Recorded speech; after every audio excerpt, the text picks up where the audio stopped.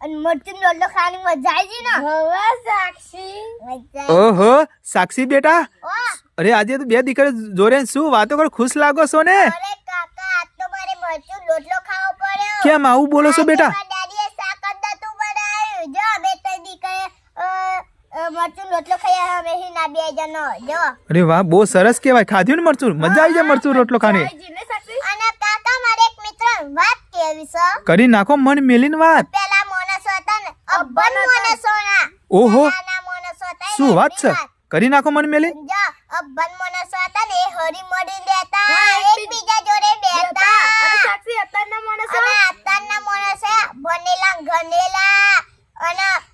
એકબીજા જોડે બેહવાનો ટાઈમ જ નહીં એકબીજા જોડે બેહવાનો ટાઈમ જ હમ જ નહીં હમ પણ નહીં હા ભાઈ ભણેલું ગણેલું શું કરવાનું ભણેલું ગણેલું શું કરવાનું સાચી વાત રાધે